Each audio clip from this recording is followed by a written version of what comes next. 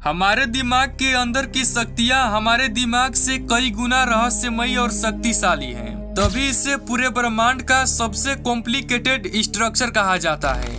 आपके द्वारा की जाने वाली रोजमर्रा की लगभग 95% एक्टिविटी आपके सबकॉन्शियस माइंड के द्वारा ही होती है। दुनिया में अवचेतन मन के बारे में लोग बहुत कम ही जानते हैं।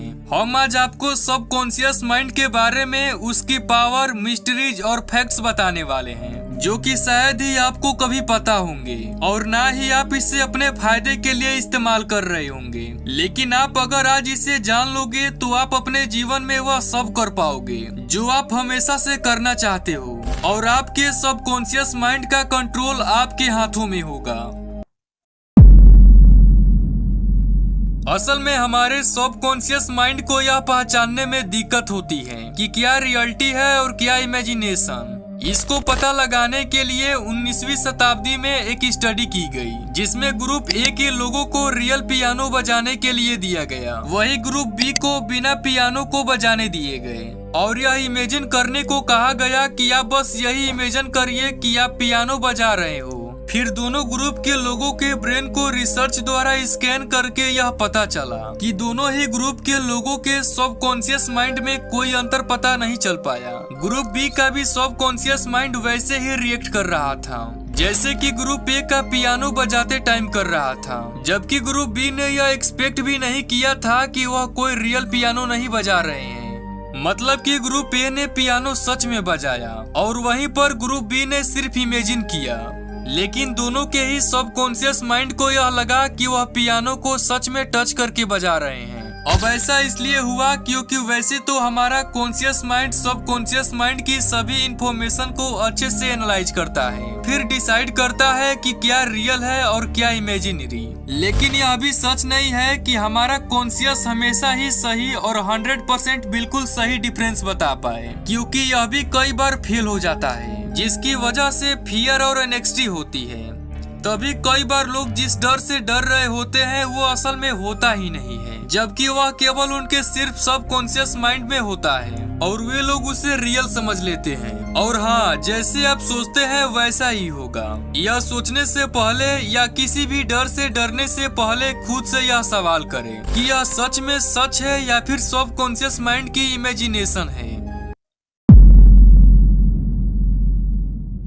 हमारा दिमाग रोज बहुत ही बड़े पैमाने पर इंफॉर्मेशन स्टोर करता रहता है, लेकिन इतनी सारी इंफॉर्मेशन के बीच में डिफरेंस करने और सेंस क्रिएट करने के लिए हमारे दिमाग को क्या इम्पोर्टेंट है और क्या एक्सटर्नल इंफॉर्मेशन है, इन दोनों के बीच डिफरेंट करना पड़ता है। और जहाँ पर रिपीटेशन हमारे दिमाग का सबसे इम्पोर्टेंट टूल साबित होता है जब बात आती है कि किसी चीज पर अटेंशन देनी है और किस चीज पर नहीं देनी। तब आप बस इतना समझ लीजिए कि आप जितना ज्यादा और जितनी बार किसी चीज को करते रहते हैं वह उतनी ही आपकी प्रायोरिटी बन जाता है। और यही एक रूल हर जगह अप्लाई होता है।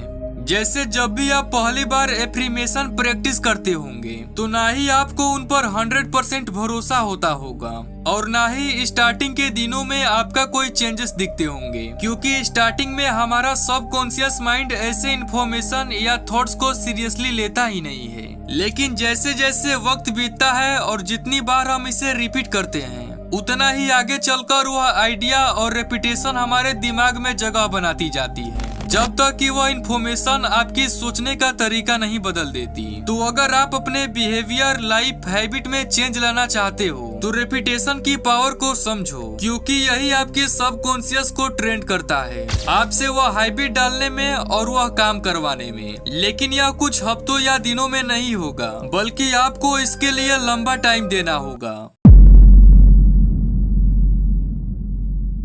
क्या कभी आपके साथ ऐसा हुआ है कि आप ऐसे ही बैठकर टीवी देख रहे हो या फिर कोई बुक पढ़ रहे हो तो अचानक ही आपके दिमाग में कोई ऐसे व्यक्ति की इमेज आती है जिससे कई साल पहले आप नफरत करते थे। आपके कॉन्शियस माइंड के लिए यह ऐसे थॉट्स होते हैं जो यूं ही कैसे भी कभी भी आ जाते हैं। दिमाग में ज्यादातर समय ऐसा ही होता है, क्योंकि हर रैंडम थॉट्स कम्प्लीटली मीनिंगलेस नहीं होता है। न्यूरो साइंटिस्ट ऐसे थॉट्स को इंट्रूसिव थॉट्स कहते हैं। यह थॉट्स आपका माइंड को बिल्कुल ही डाइवर्ट कर सकते हैं। आपको नींद से जगा सकते हैं। इसमें कुछ अधूरे थॉट्स भी होते हैं जो कि कभी कभी डरावने भी होते हैं। हम सभी के दिमाग में थॉट्स एक चीज से दूसरी चीज में जंप करके चेंज होते रहते हैं, लेकिन आपको अपने हर थॉट्स को एटलीस्ट तब तो सीरियसली लेना चाहिए जब वह एक बार से ज्यादा बार आपके दिमाग में आता ही रहता है, क्योंकि इसका मतलब होता है कि क्या आपका सबकॉन्शियस आपको कोई मैसेज भेजने की कोशिश कर रहा है। तो ऐसे थॉट्स को आपको इग्नोर नहीं करना चाहिए और उसके पीछे का रीजन आपको समझना चाहिए। कॉन्शियस माइंड के लिए बहुत आसान होता है पास्ट फ्यूचर के बारे में सोचना, लेकिन हमारा सबकॉन्शियस माइंड यह नहीं कर पाता। हमारा सबकॉन्शियस माइंड प्रेजेंट मोमेंट पर फोकस करता है। यह हमेशा वही एक्शन करेगा जो आप प्रेजेंट में कर रहे होते हैं। कभी कभार हमारे लिए यह फायदेमंद भी साबित हो सकता है, लेकिन ज्यादातर आपको अपने कॉन्शियस की ही जरूरत पड़ेगी ताकि रेशनल सेंस पर्सपेक्टिव से भी सोच सके, वरना हम बिना कॉन्शियसली सोचे प्रेजेंट मोमेंट पर ऐसे एक्ट करेंगे जैसे छोटे बच्चे करते हैं। कभी कभी हमारा सबकॉन्शियस माइंड हमारी बॉडी के थॉट्स को हमें कुछ सिग्नल देकर कुछ कहने की कोशिश करता है। जब यह फ्रस्ट्रेटेड या अनकंफर्टेबल फील करता है तब यह हमारी बॉडी को अलग अलग सिम्टम देता है।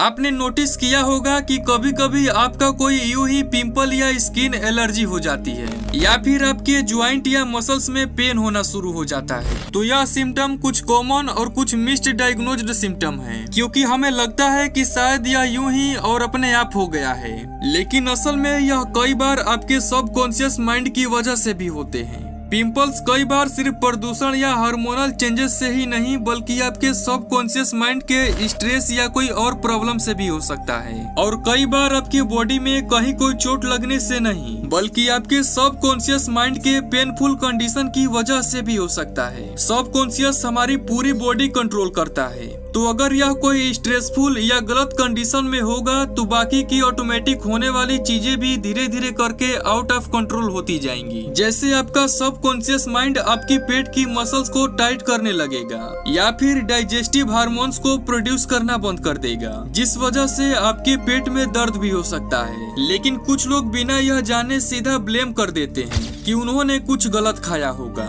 या फिर कोई बैक्टीरिया उनकी बॉडी में चला गया है, जबकि हमें यह भी सोचना चाहिए कि इसकी वजह से हमारा सबकॉन्शियस कुछ साइन देने की कोशिश तो नहीं कर रहा, और अगर ऐसा है तो हमें उस गलती को ठीक करना चाहिए।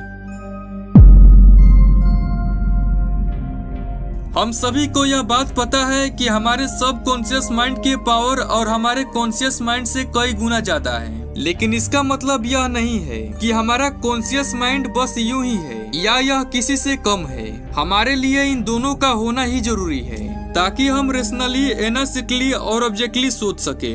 तो दोस्तों, अब आपको अपना सबकॉन्शियस माइंड का पावर पता चल ही गया होगा। तो उम्मीद है आज का ये वीडियो आपको काफी पसंद आया होगा।